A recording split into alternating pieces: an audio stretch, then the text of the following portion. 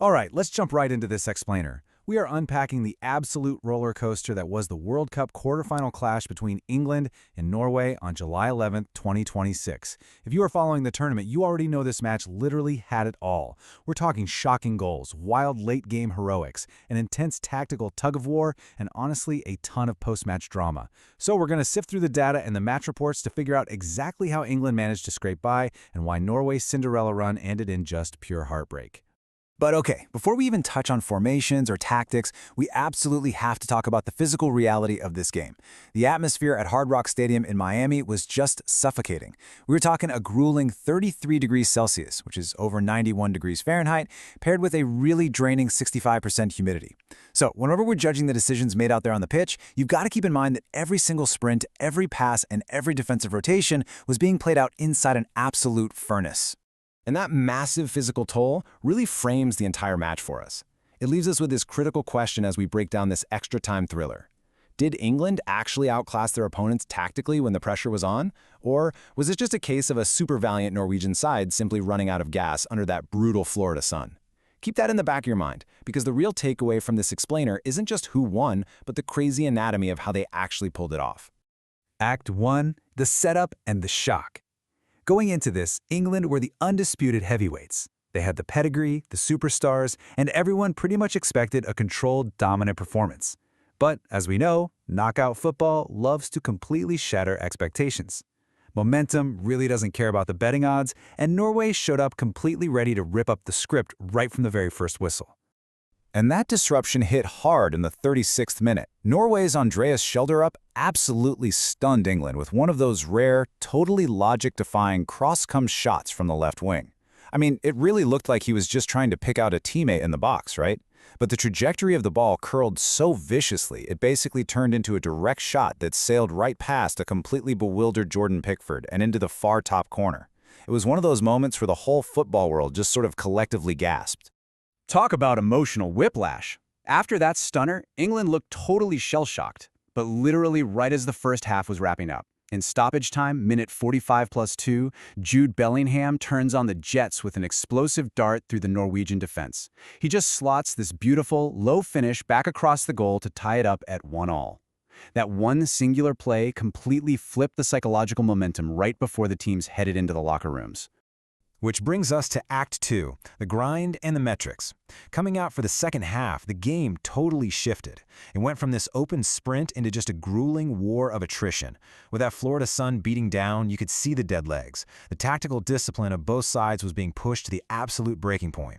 It wasn't no longer about flashy football, you know. It was pure survival. And what made this phase so insanely tense was how incredibly even the possession actually was.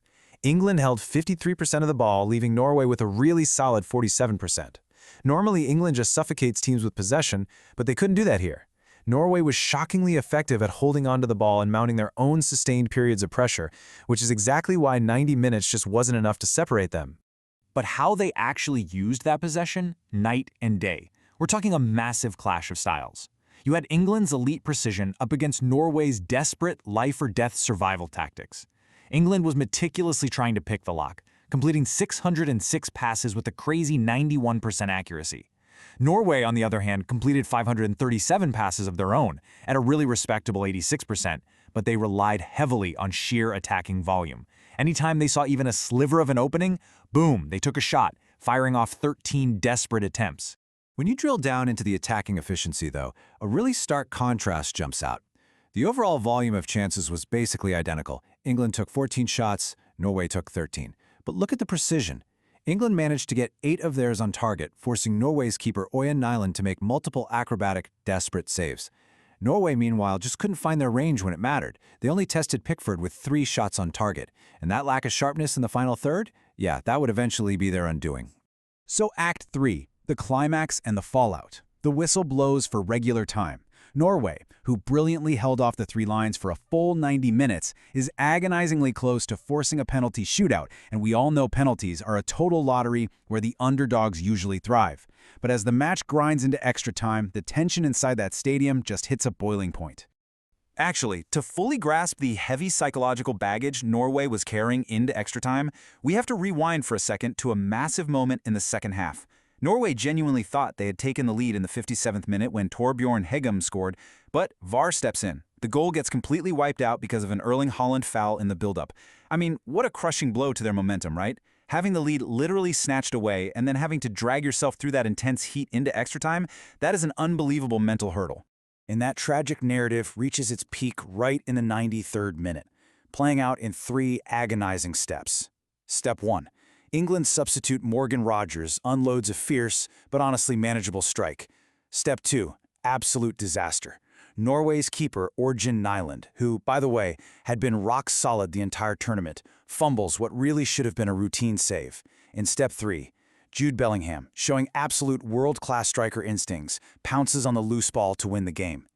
In a match totally defined by razor-thin margins, one spilled ball quite literally changed history.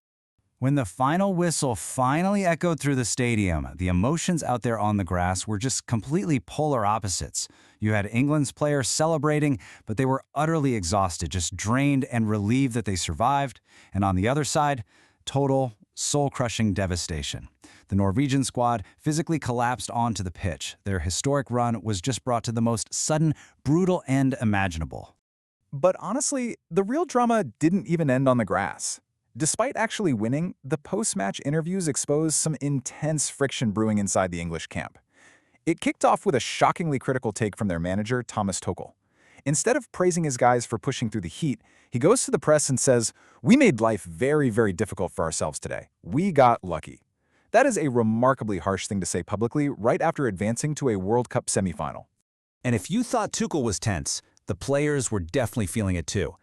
When reporters brought up Tuchel's spicy critique to Jude Bellingham, the guy who just won them the match, he just hit back with a sharp one-word answer: whatever. That tiny little exchange, it speaks volumes. It totally pulls back the curtain on the boiling pressure cooker that is that locker room right now. Sure, they survived the heat, and they survived Norway, but they are very clearly battling some serious internal friction. Still, when the dust settles, the history books only care about the final score. Despite all the locker room drama, the punishing heat, and those terrifyingly narrow margins, the fact is, England punched their ticket. They survived, and they are marching on to the semifinals, where they'll have to face either a powerhouse Argentina squad or a super disciplined Switzerland team. So, wrapping up this explainer, you really have to look at their shaky tactical showing, the fact that they relied so heavily on late individual brilliance, and that undeniable tension between the players and the manager. It forces you to ask one final massive question. Can a team this visibly fractured actually go all the way and lift the World Cup? Or has their luck finally run out? Think about it, let me know where you stand, and make sure to subscribe for more updates as we continue breaking down the rest of this wild tournament. Thanks for hanging out for this explainer.